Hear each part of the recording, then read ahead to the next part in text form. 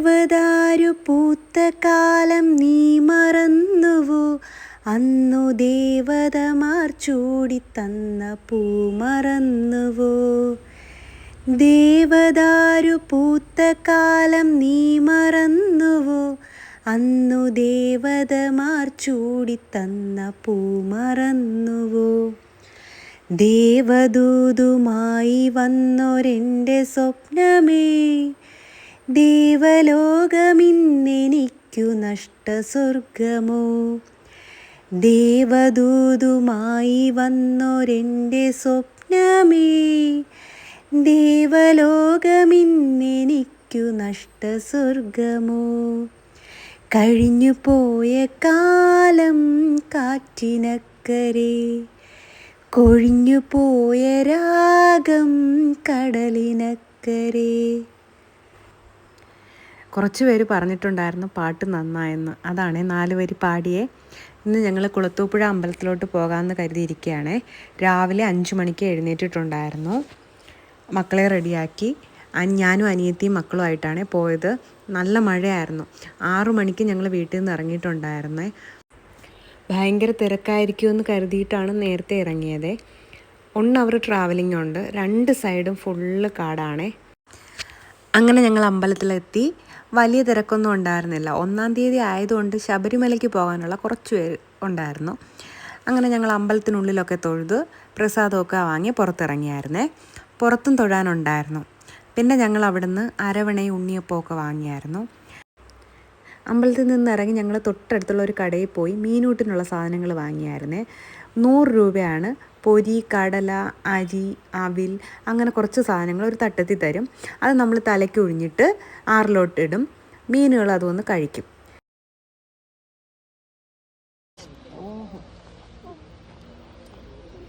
ഇതങ്ങ് പോവില്ല.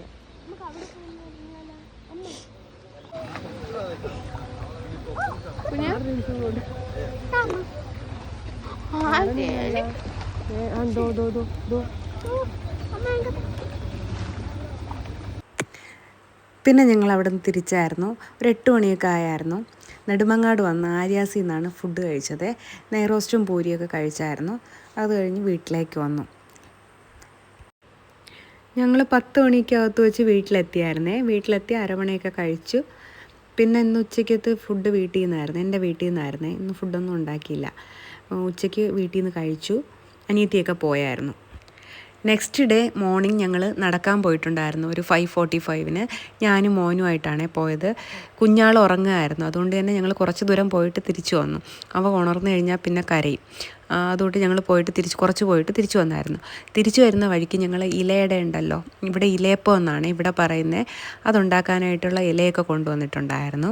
വന്നിട്ട് ഇലയപ്പം ഉണ്ടാക്കി. 2 ആൾക്കും ഭയങ്കര ഇഷ്ടമാണ് ഇലയപ്പം. പിന്നെ സ്റ്റെപ്പിൻ്റെ സൈഡിൽ ജനൽ തുറന്നിട്ടിട്ടുണ്ടായിരുന്നു. അവിടെ നല്ല കാറ്റാണ്. ഇടയ്ക്ക് എന്നും തുറന്നിടാറൊന്നുമില്ല, ഇടയ്ക്ക് തുറന്നിടാറുണ്ട്. അങ്ങനെ അത് തുറന്നൊക്കെ ഇട്ടിട്ടുണ്ടായിരുന്നു. മക്കൾക്ക് ഫുഡൊക്കെ കൊടുത്ത് അവർ കഴിച്ചു. അത് കഴിഞ്ഞ് കുറച്ച് ക്ലീനിങ് ഉണ്ടായിരുന്നു. 4 പേരും കൂടി ഫസ്റ്റ് ഫ്ലോറിലാണ് കളിക്കുന്നത്. അതുകൊണ്ട് അവിടെ എല്ലാം വാരിയിട്ട് പേപ്പറും പൊടിയൊക്കെ ആയിട്ടാണ് കിടക്കുന്നത്. അങ്ങനെ അവിടെ ഫുൾ ക്ലീൻ ചെയ്യാനുണ്ടായിരുന്നു. തുടച്ചിട്ടൊന്നുമില്ല, ഫുൾ ക്ലീൻ ചെയ്തായിരുന്നു. സിറ്റൗട്ടും തൂത്തിട്ടുണ്ടായിരുന്നേ. എപ്പോഴും പൊടിയാണ് സിറ്റൗട്ടിൽ. വണ്ടി എപ്പോഴും റോഡിൽ കൂടെ പോകുന്നതുകൊണ്ട് സിറ്റൗട്ടിൽ എപ്പോഴും പൊടിയാണ്. അങ്ങനെ അവിടെയും ക്ലീൻ ചെയ്തിട്ടുണ്ടായിരുന്നു. ഇവിടെയാണ് അവരുടെ ടെൻറ്റ് വെച്ചേക്കുന്നത്. പക്ഷേ ഇതിനകത്ത് കളിയൊന്നുമില്ല. ടോയ്സ് എല്ലാം ഇതിനകത്താണ് വാരിയിടുന്നത്. ആരോഗ്യമുള്ള ഒരു ടോയ്സും ഇല്ല. എല്ലാം പൊട്ടിച്ച് തരിപ്പണമായതേ ഉള്ളൂ. പിന്നെ ഡ്രസ്സ് വാഷ് ചെയ്യാനായിട്ടുണ്ടായിരുന്നു. വാഷ് ചെയ്യാനിട്ടിരുന്നതൊക്കെ എടുത്ത് വിരിച്ചായിരുന്നു. ഇതാണ് ഞങ്ങളുടെ ഓപ്പൺ ടെറസിൻ്റെ വ്യൂവേ. ബാക്ക് സൈഡാണ്. അക്കരെ ഒരു അമ്പലമൊക്കെ ഉണ്ട്. നല്ല വൈബാണ് അവിടെ കാണാനായിട്ട്. പുറത്തുനിന്ന് കാണാനായിട്ട് നല്ല വൈബാണേ. ഒരാൾ വരയ്ക്കുവാണേ, ഫോണിൽ നോക്കിയിട്ട് വരയ്ക്കുവാണ്. മറ്റേ ആൾ TV കാണുകയാണ്. ഇതാണ് ഇവിടുത്തെ ടോയ്സിൻ്റെയൊക്കെ അവസ്ഥ.